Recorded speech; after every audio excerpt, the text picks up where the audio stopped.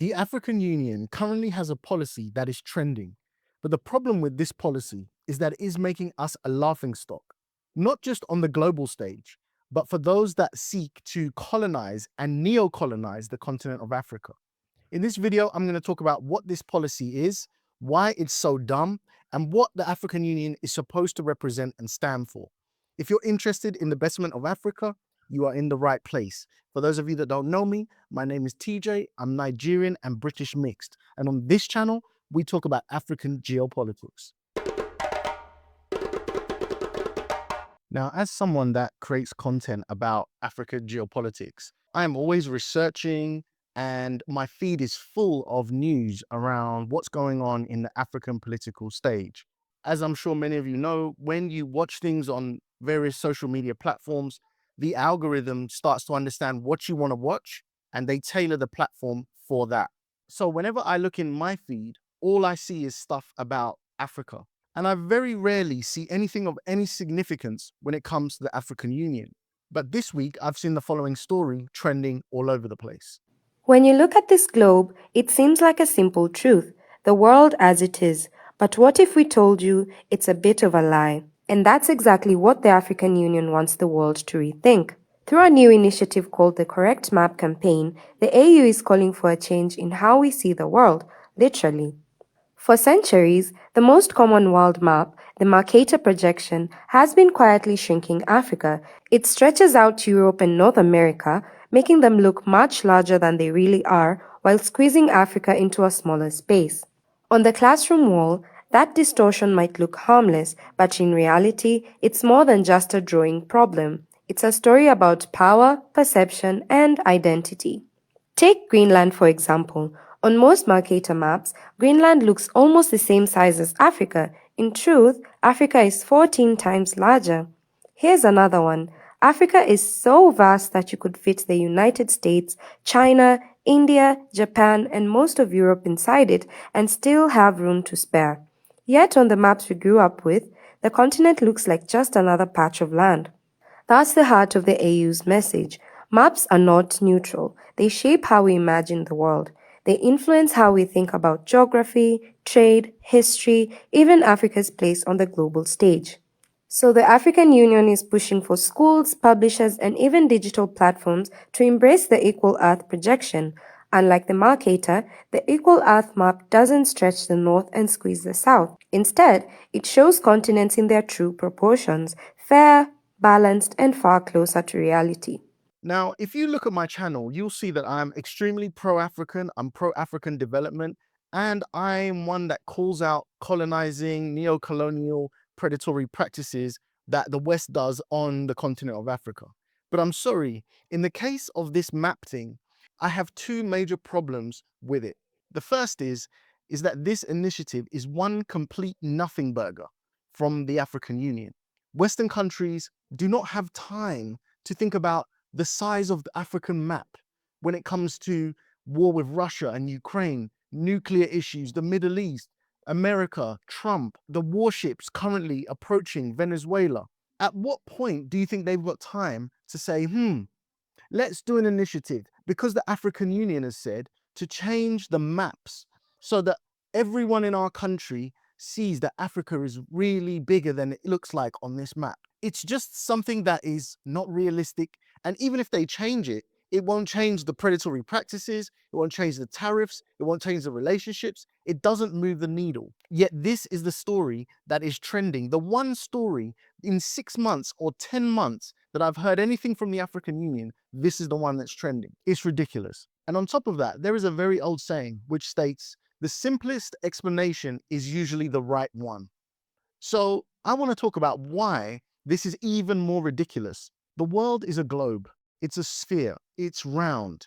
However you want to describe it, it's not easy to take the world map and flatten it out.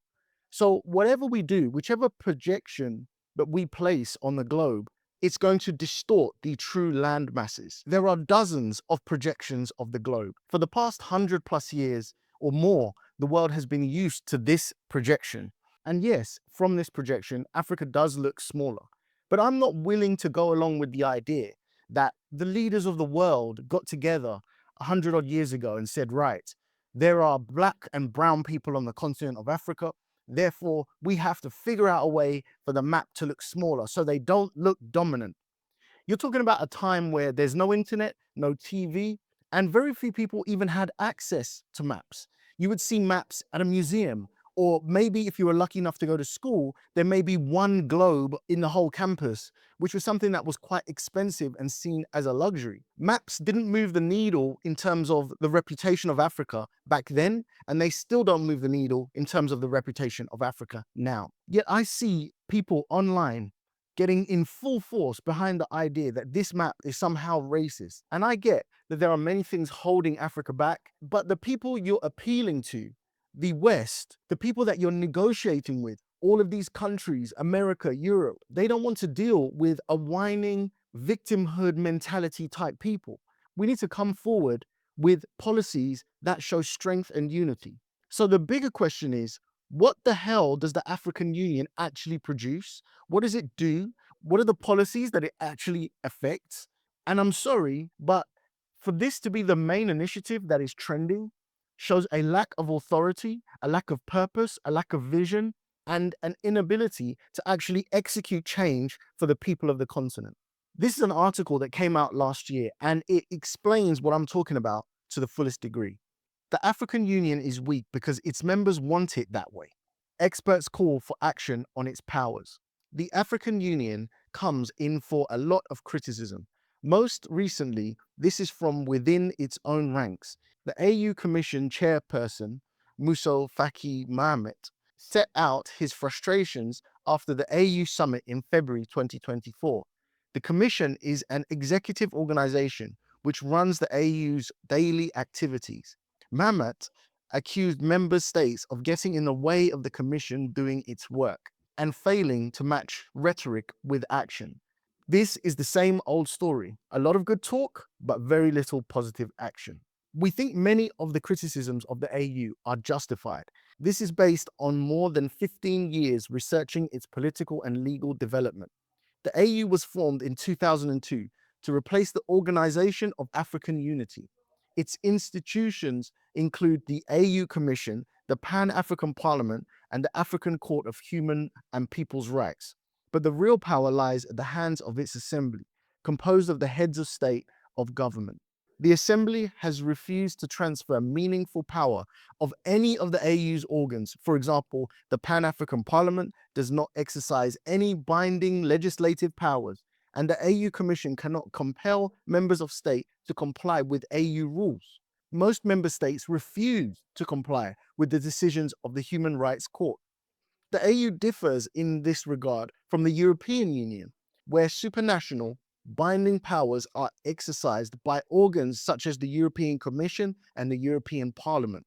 The AU's aim of deepening continental integration of Africa is not matched by the power of its organs. As various AU mandated reports have shown, the organization is dysfunctional and not fit for purpose.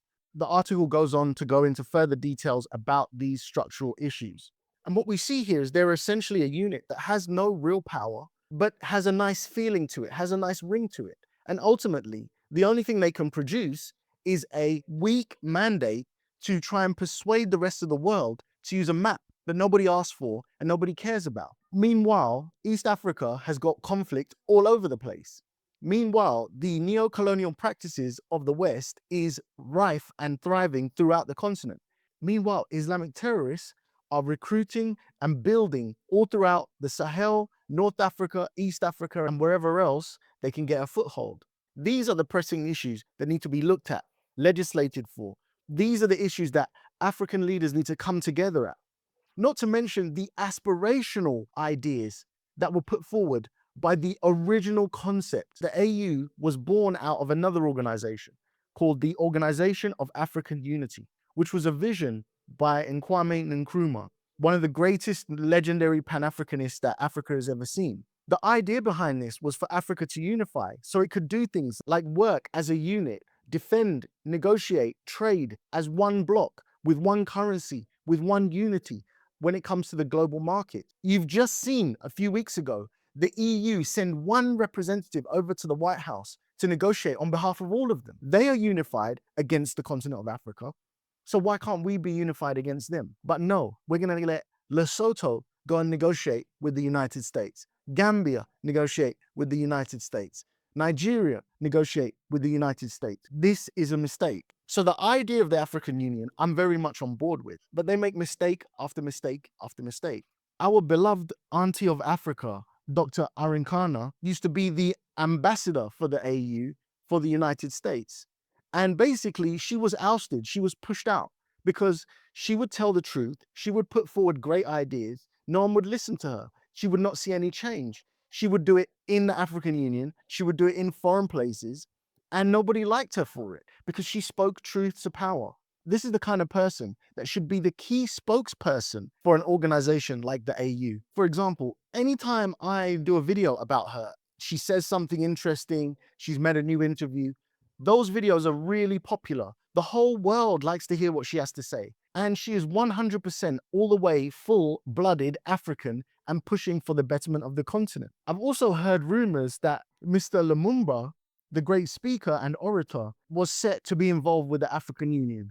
But ultimately, they rejected him. Why is that? Why are the greatest viral leaders on the continent not allowed to be part of something that is desperately needed? Could it be because they actually have ideas that would actually make a difference and shake up the status quo? If Africa is going to change, we have to do things differently. We have to do positive things. We have to do unified things. But this organization appears not to be able to do it whatsoever. I'll be honest with you. I don't care about the map. I don't care how big Africa looks or how small Africa looks. What I care about is to stop the deaths of people on the borders of Rwanda and DRC. What I care about is for the people that don't have access to clean water or don't have access to electricity, don't have access to all the things that they need to be well-rounded, developed, self-actualized humans, get access to those things. Let us not waste the time of the people we have to negotiate with by coming with petty stuff and stupid changes in the midst of one of the world's most troubled and war-ridden times. This is why Africa is a laughingstock. This is why people do not take the continent of Africa seriously, and I, for one, am calling out for what it is. Maybe you think I'm wrong about this. I don't know. What I would invite you to do is put your opinions in the comments section. But if you have nothing to say, would it be too much for me to ask you to write the words "Unite Africa" in the comments section? It just lets me know that you watched the video to the end, you like what I'm doing, and you want me to continue. Thank you so much for watching this video today, and I'll catch you in the next one. Peace.